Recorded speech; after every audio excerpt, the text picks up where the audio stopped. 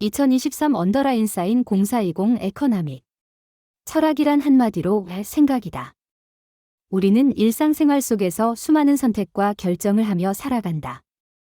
이때 자신의 판단 근거를 제시해야 하는데 이를 위해 사고한다. 즉, 모든 인간은 사유하며 살아가는 존재다. 그렇다면 왜 사람들은 끊임없이 사유할까? 그것은 세상만사가 모두 불확실하기 때문이다. 내가 지금 하고 있는 일이 옳은 일인지, 앞으로 어떻게 될 것인지 등 많은 문제들이 명확하게 해결되지 않는다. 그래서 이러한 불확실성을 극복하고자 하는 노력으로서 사변이 발생했다. 또한 이렇게 생겨난 사변 중 일부는 사회 정치 현상 및 자연과학에까지 영향을 미쳤다. 대표적인 예로는 칸트의 정언명령, 헤겔의 변증법, 마르크스의 유물론 등이 있다. 경제학에서는 어떤 방식으로 철학자들의 사상을 이용하나요? 경제학자는 합리적인 의사결정을 내리기 위해서 다양한 방법을 활용한다. 먼저 수요 곡선과 공급 곡선을 그려본다. 그리고 두 곡선이 만나는 지점에서의 균형 가격과 균형 거래량을 계산한다.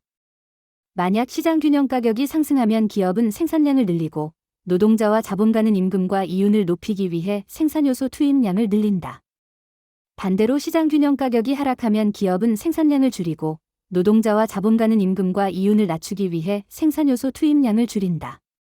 이것이 고전파 경제학자들이 주장하는 한계효용 이론이다. 하지만 현실 세계에서는 항상 효율적인 자원 배분이 이루어지는 것은 아니다. 따라서 케인즈는 정부가 적극적으로 개입해서 유효 수요를 창출함으로써 경기 변동을 완화시켜야 한다고 주장했다. 이때 등장한 이론이 바로 수정자본주의 또는 거시경제학이다. 그렇다면 현대사회에서도 여전히 유용한가요?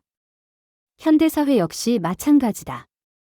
자본주의 체제하에서 개인은 자유롭게 재화와 서비스를 교환하면서 살아갈 수밖에 없다. 그러나 무한 경쟁 시대이기 때문에 경쟁에서 도태되는 사람들을 위한 복지 정책이 필요하다. 특히 오늘날처럼 정보통신 기술이 발달한 시대에는 더욱 그렇다. 왜냐하면 인터넷상에서 허위 정보나 가짜뉴스가 범람하는데 이로 인해 피해를 보는 사람들이 많기 때문이다. 그러므로 국가 차원에서 올바른 정보를 제공하도록 규제하거나 감시 체계를 구축해야 한다.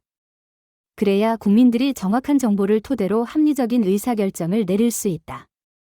왜 하필이면 경제학인가요?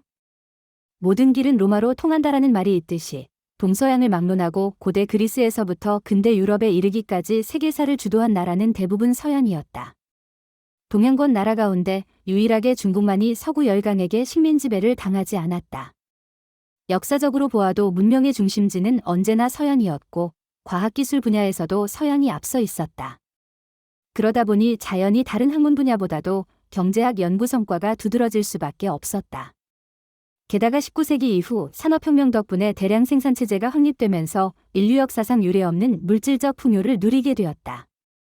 반면에 심각한 빈부격차 문제가 대두되었고 실업률 증가와 같은 부작용도 나타났다. 결국 빈곤층에게는 생존 자체가 위협받는 상황이 벌어졌고 중산층마저 붕괴될 위기에 처했다.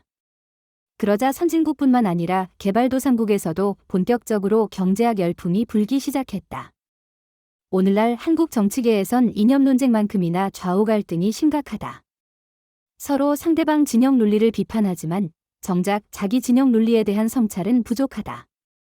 이제부터라도 각자의 입장만을 고집할 게 아니라 타당한 근거를 가지고 논쟁한다면 보다 성숙한 민주주의 문화가 정착될 것이다.